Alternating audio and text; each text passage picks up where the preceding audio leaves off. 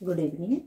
अब बच्चे, मैं आपको निराला जी का सरोज स्मृति का तीसरा काव्यांश पढ़ा रही हूँ। ठीक है। निराला अपनी बेटी से कहते हैं, माँ की कुल शिक्षा मैंने दी, पुष्प सेज तेरी स्वयं रची, सोचा मन में वह शकुंतला, पर पाठ अन्य यह अन्य कला। अब क्या कह रहे हैं कवि यहाँ पे?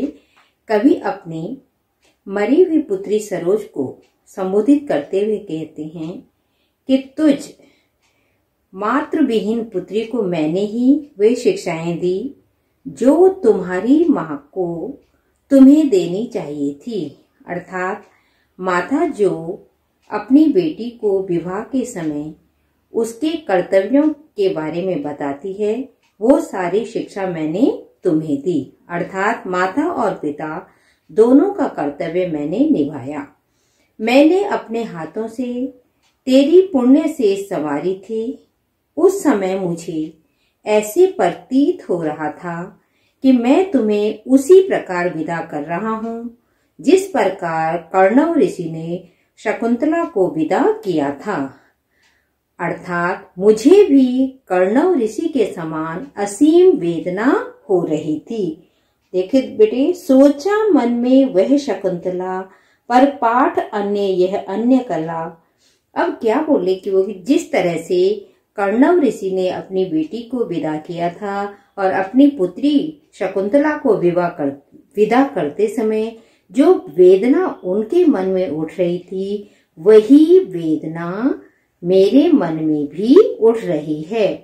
तुम्हारी शिक्षा उस शकुंतला से भिन्न थी, तुम्हारी कलाएं भी उससे भिन्न थी। ठीक है, भिन्न थी, तथा तुम्हारा आचार व्यवहार भी शकुंतला से अलग था।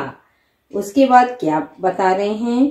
कुछ दिन रह गृह तू फिर समूह, तू कुछ दिनों तक आनंद पूर्वक अपने ससुराल में रही, बैठी नानी की स्नेह गोद, मामा मामी का रहा प्यार। फिर क्या कवि कह रहे हैं कि तुमने कुछ दिन अपनी ससुराल में बिताए, फिर तुम अपनी नानी की गोद में जा बैठी, अर्थात नानी के घर आ गई। मामा मामी का रहा प्यार, मामा मामी ने तुम्हें असीम प्यार दिया। ठीक है, असीम प्यार दिया। भर जलद धराज्यों अपार, उन्होंने कैसे प्यार दिया? उत्प्रेक्षा अलंकार, भर जलद धराज्यों अपार। ठीक है, इस लाइन को अंडरलाइन कर दो। ठीक है, कि उन्होंने कैसे, जिस प्रकार, कैसे तुम्हें प्यार दिया, जिस प्रकार आकाश पर छाए बादल पूरी धरती को अपना प्रेम रूपी जल देते हैं, अर्थात पृथ्वी को अपने प्रेम रूपी जल से भर देते हैं, उसी तरह तेरे मामा मामी भी तेरे सुख दुख के रक्षक रहे और सदैव तेरे हित चिंतक बनी रहे। वे ही सुख दुख के रहे न्यस्त, तेरे हित सदा समस्त व्यस्त। वो सारे तेरे ही सुखों की खातिर, तेरे ही सुखों की खातिर हमेशा क्या रहते थे? व्यस्त रहते थे कि तुम्हें किस प्रकार सुख प्राप्त हो। बहुत महत्वपूर्ण लाइन है ये चारों। वह लता वहीं की जहां कली, तू खिली स्नेह से हिली मिली, अंत भी उसी गोद में शरण, ले मूंदे दीर्घवर महामरण। बड़े ध्यान से इन चार पंक्तियों को देखो बेटे, कि तेरे मामा मामी हमेशा तेरे रक्षक रहे।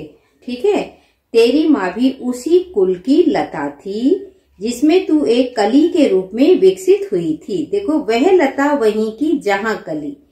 ठीक है, क्या है इसमें कि उसी कुल की, तुम्हारी माँ उसी कुल की लता थी जिसमें तू एक कली के रूप में विकसित हुई थी, जो बाद में सरोज बनकर खिली। ननिहाल में तुझे अत्यधिक स्नेह मिला, तू खिली स्नेह से हिली पली। ननिहाल में तुझे बहुत अधिक स्नेह मिला और उन्हीं के प्रेम के कारण तू वहां पली बड़ी। अब क्यों बोल रहे हैं पली बड़ी? क्योंकि माँ उसके जन्म होते ही माँ मर गई थी, पिता निराला ने उसको उसके ननिहाल भेज दिया था। वहीं नानी और मामा मामी के साथ रहकर उसने अपने जीवन बिताया और वहीं वो कली के रूप में विकसित हुई। ननिहाल में तुझे अत्यधिक स्नेह मिला उसके, ठीक है। इसी कारण बहुत ध्यान से देखिए, अंत भी उसी गोद में शरण ली, मूंदे दीर्घ वर महामरण। बड़ा मार्मिक वर्णन है वैसे।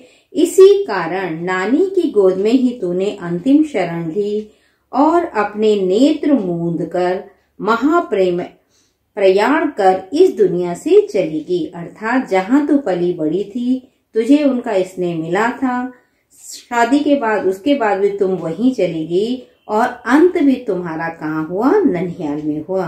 अब देखिए बेटे, सरोज को ननिहाल में मिले अत्यधिक स्नेह का भावपूर्ण चित्रण कवि ने यहाँ पर किया है। अंतिम पंक्तियों में सरोज की मृत्यु का मार्मिक अंकन है, ठीक है। मामा मामी में यहाँ पे अनुप्रास अलंकार है और भर जलद धराजों अपार में उत्प्रेक्षा अलंकार है। तो इस तरह से बेटे विशेष में आपने लाइनें जरूर लिखनी हैं। ये विशेष में आपके जैसे भाषा आ जाती है, छंद आ जाते हैं, अलंकार आ जाते हैं, शैली आ जाती है, तो विशेष में ये जरूर लिखना है। और कब का वर्णन है? सरोज को नानी के घर में मिले प्रेम का भावपूर्ण वर्णन है और अंतिम पंक्तियों में सरोज की मृत्यु का मार्मिक वर्णन है। तो इस तरह से अब आपका एक और रह गया है पैराग्राफ, ठीक है। तो एक काव्यांश और है, उसका वीडियो अगली बार भेजूंगी।